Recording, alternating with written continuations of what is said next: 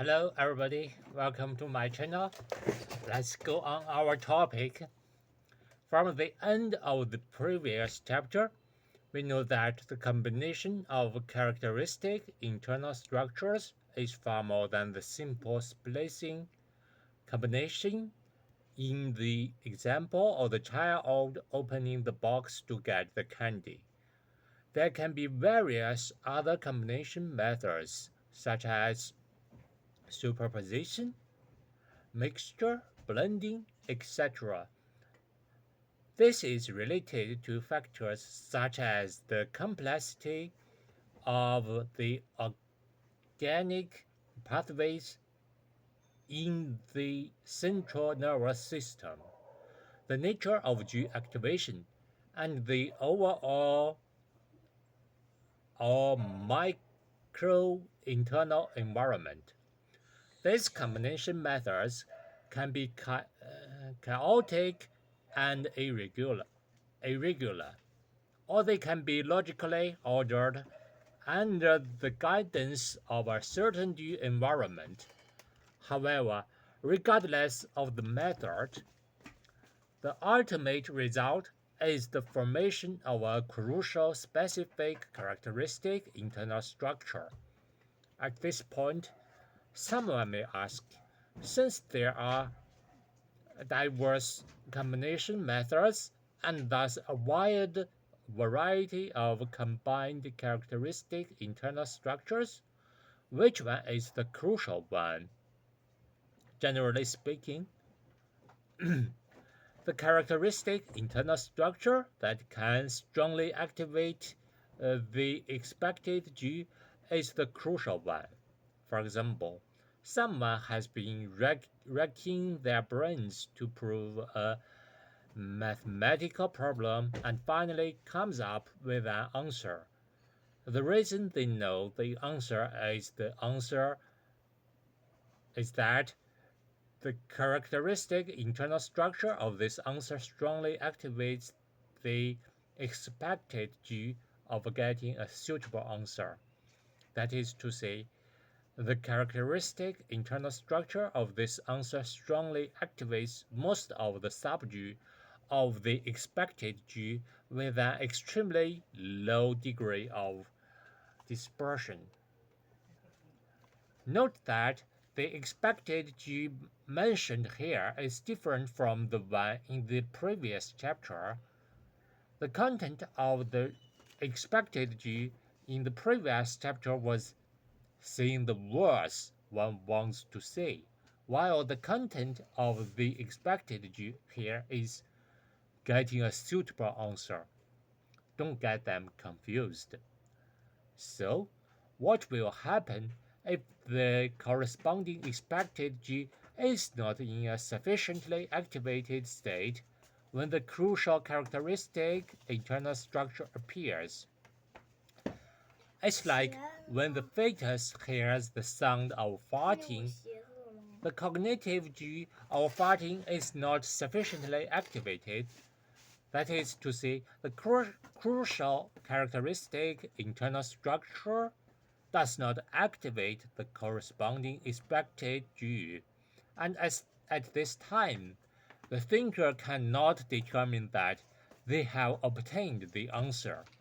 If, under the guidance of the behavioral G, the thinker projects the crucial characteristic internal structure onto most of the sub-G of the expected G, then this is the process of verification, regardless of the degree of activation in the verification results.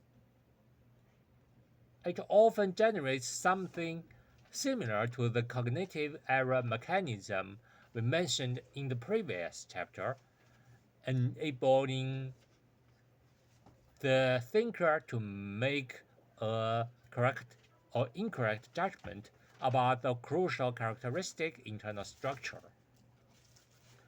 If the corresponding expected G is in a sufficiently activated state when the crucial characteristic internal structure appears, then this characteristic internal structure will be directly projected onto the expected G. So, what is the mechanism behind this? When a G is activated, its electromagnetic state must change. However, simply stating that the activated G attracts the corresponding G wave seems insufficient. Let's try to deduce it again. When the expected G is activated, there must be an expected G wave. This expected G wave must contain parts that match the crucial characteristic internal structure. Otherwise, the crucial characteristic internal structure would not strongly activate the expected G. At the same time, this expected G wave must lack some parts of the crucial characteristic internal structure. Otherwise, it could be the answer itself and strongly activate the expected G. Moreover, the existence of the expected G wave will combine with the crucial characteristic internal structure, generating a G wave that may strongly activate the expected G. Also, since the expected G is in a certain activated state, the expected G wave will be continuously generated. The continuous generation leads to continuous projection, and its main projection, this destination, is still the expected G. Then a crucial circuit may form between the expected G and the far end covered by the expected G wave, thus forming a radiation range of G wave interaction centered around the expected G. We call this range the G activation domain, affected by the G environment and organic pathways. The G activation domain is also never a perfect spherical three-dimensional range. The stronger the G activation degree, the larger the possible G wave radiation range and the larger the G activation domain. Once the crucial characteristic internal structure reaches the G activation domain, it means that this characteristic internal structure will combine with the expected G wave, and further reactions will occur. From a philosophical perspective, G is relatively static and G wave is relatively dynamic.